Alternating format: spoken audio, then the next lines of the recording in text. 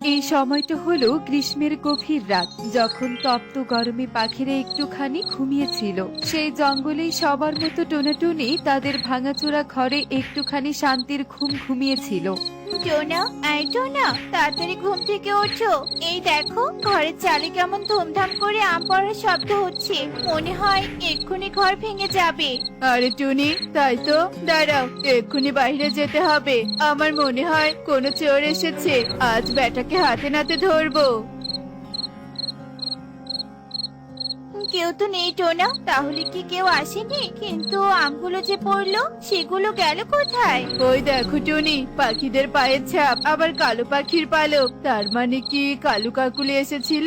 এই বনে তো ওরা ছাড়া আর কারোর কালো পাখা নেই। চলো টুনি, ওদের বাড়িতে যাব। এরপর টোনাটুনি সেই কালো পালক হাতে নিয়ে কালু কাকুলির বাড়িতে গিয়ে দরজায় কড়া নাড়তে থাকে। কি হয়েছে কি? এভাবে দরজায় কড়া নাড়ছিস কেন এত রাতে? আমাদেরকে ঘুম নেই নাকি? আমি খুব ভালো করে জানি দিদি যে তোমরা ঘুমাওনি। তোমরা তো গিয়েছিলে আমার আম চুরি করতে। তোর সাহস তো কম না, এত রাতে ঘুম ভাঙিয়ে দিয়ে আমাদের উল্টো চোর বলছিস? কি প্রমাণ আছে তোর কাছে শুনি? এই যে তোমাদের পালক আমার উঠানে, এই পালকই বলে দেয় তোমরা চুরি করে এলে। শোন টুনি, আমাদের পালক হয়তো বাতাসে উড়ে গেছে। এত দুর্বল প্রমাণ নিয়ে কিনে এসেছিস আমার কাছে? যা, ভাগ এখান থেকে। উপযুক্ত প্রমাণের অভাবে টোনাটুনি আর কিছুই বলতে পারে না। এদিকে তারা বাড়িতে চলে আসে। এভাবেই দুদিন কেটে যায়। বলছিলাম কি টোনা, এই গরমে কাঁচা আমগুলো তো ঘরের চালে পড়ে ঘরটা আরো ভেঙে দিচ্ছে। তার থেকে বরং তুমি আম গাছটা কেটে দাও। আম গাছ কেটে দিলে কি আমাদের ভাঙা ঘর একেবারে ভালো হয়ে যাবে টুনি? তার থেকে আমাদের এই আমগুলো পেকে গেলেই পাকা আম বিক্রি করে ঘরটা ভালো করতে পারবো।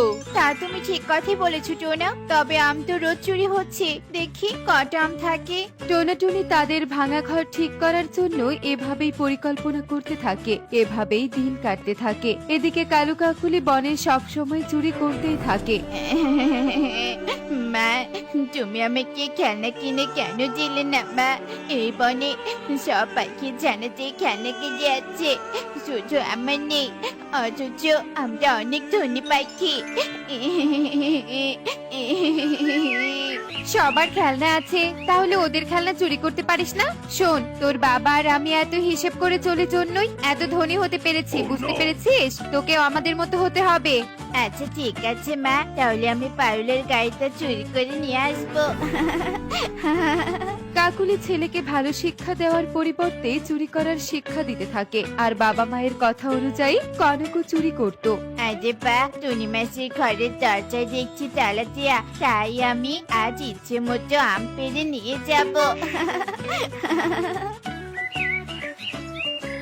কনক নিজের ইচ্ছে মতো টুনির কাছে আম পাড়তে থাকে। আর টুনির ভাঙা চালে কাঁচা আম পড়ায় টুনির ঘরের চাল প্রায় অর্ধেক ভেঙে যায়। যাক বাবা, এখন এগুলো বাড়িতে নিয়ে যাই। মাকে বলবো আচার বানিয়ে দিতে। কাল তো বাবা কবুতর মেশোর দোকান থেকে চিনি আর শুকনো লঙ্কা চুরি করেছে।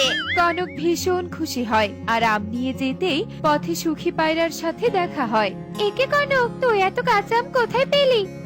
মানে মাসির বাড়ি থেকে নিয়ে এলাম, আমাকে যেতে দাও তো, হাতে সময় নেই।